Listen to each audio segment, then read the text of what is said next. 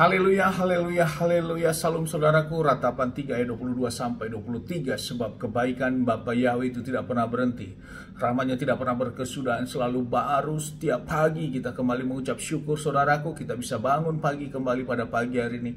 Sesungguhnya semuanya oleh karena kebaikan rahmat Bapa Yahweh dalam kehidupan kita, dimanapun kita berada saudaraku. Renungan KPI Mayim Kayim pada hari Senin tanggal 21 Juni 2021 atau pada tanggal 11 Tamus 5781 yang merupakan kelanjutan dan pembacaan renungan Torah. Kita diambil dari kitab Bilangan atau Bamidbar 22 ayat 30 sampai 31 yang berkata demikian saudaraku. Dan keledai itu berkata kepada Bileam, "Bukankah aku keledaimu yang telah engkau tunggangi selama hidupmu sampai hari ini? Apakah aku pernah menunjukkan kebiasaan berbuat demikian kepadamu?" Dan dia berkata, "Tidak." Dan Yahweh membuka mata Bileam, dan dia melihat malaikat Yahweh berdiri di jalan, dan sambil sebilah pedang terhunus di tangannya, maka Bileam bersujud dan tersungkur pada mukanya.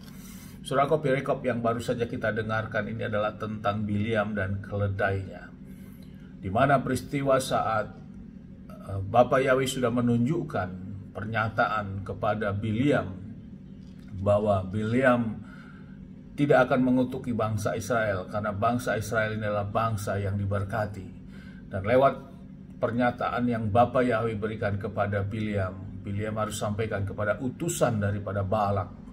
Dan Bileam tidak perlu harus datang, saudaraku, kepada Balak. Namun akhirnya Bileam akan datang kepada Balak, saudaraku, sehingga dalam perjalanannya menuju ke Balak, oleh karena tentunya desakan juga daripada utusan-utusan daripada Balak ini, saudaraku, sehingga Bileam harus datang kepada Balak, dan dia akan menghadap Raja Moab, yaitu Balak ini, dengan menggunakan keledai.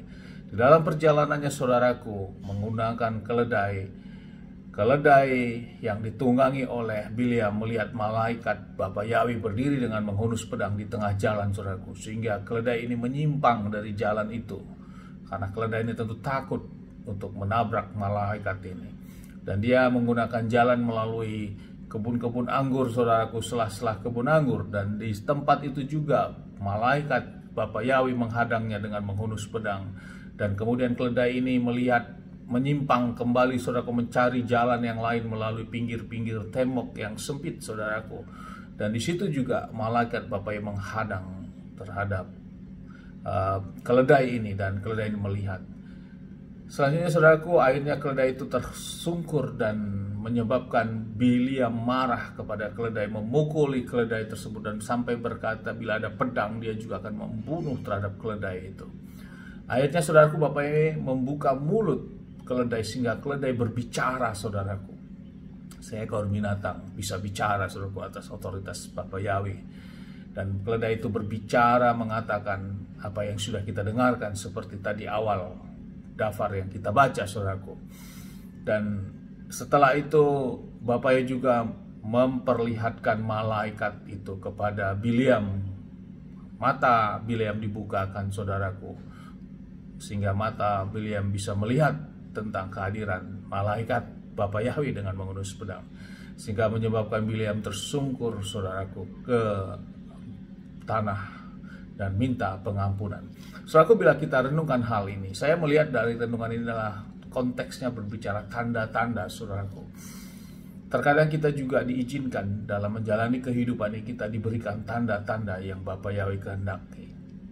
Seekor binatang saja diberikan tanda, saudaraku, apalagi orang-orang yang percaya dan sungguh-sungguh datang kepada Bapa Yahweh. Kerap sekali kita diberikan tanda-tanda ini, saudaraku.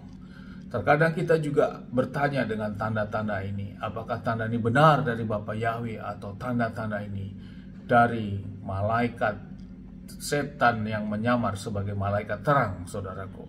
Sehingga tanda-tanda yang diberikan kepada kita dalam kita untuk mengambil suatu langkah, apakah itu benar atau tidak, perlu diuji.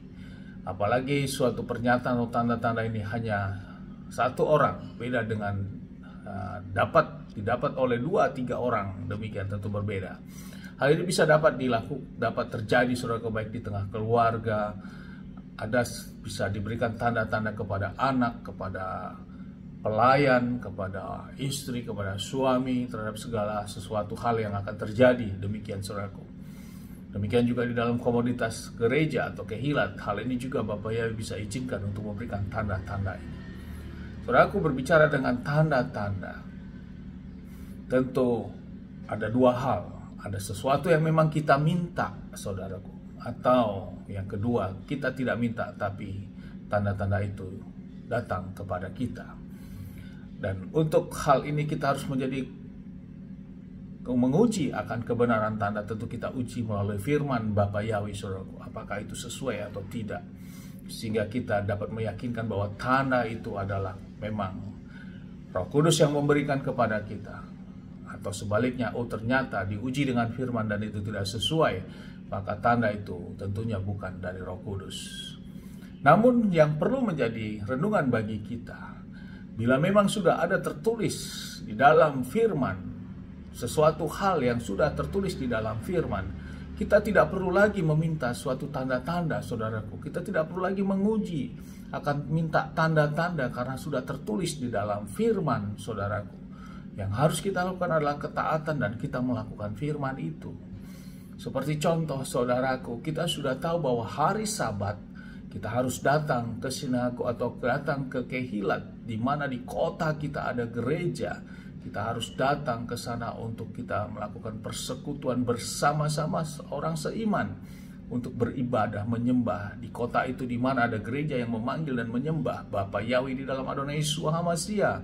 Pada hari Sabat kita harus datang, saudaraku, karena itu adalah perintah dan firman.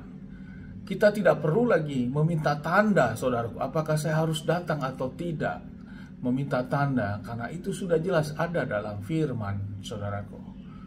Dan kita tidak perlu minta tanda. Justru kalau kita minta tanda yang sudah ada tertulis di dalam firman, itulah artinya kita menguji Bapa Yahweh sendiri, saudaraku. Dan ini tentunya tidak sesuai dengan kebenaran firman. Dan kita harus membuka hati hal ini, saudaraku. Jangan mengeraskan hati.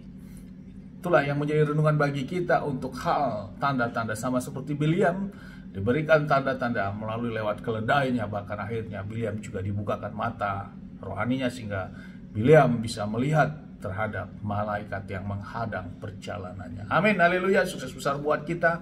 Maju terus dalam iman, tetap berjuang. Dari tempat ini saya berdoa, Bapak yang memberkati dan melindungi kita semua dimanapun kita berada. Bapak yang menyinari wajahnya kepada kita, memberikan kita kasih karunia. Bapak yang menghadapkan wajahnya kepada kita, memberikan kita damai sejahtera. Apapun yang kita kerjakan, apapun yang kita lakukan sepanjang hari, semuanya menjadi berhasil. Dan kita orang-orang yang percaya kepada Bapak yang mau melakukan firman-Nya, kita tidak dipermalukan. Amin, haleluya. Shalom, saudaraku.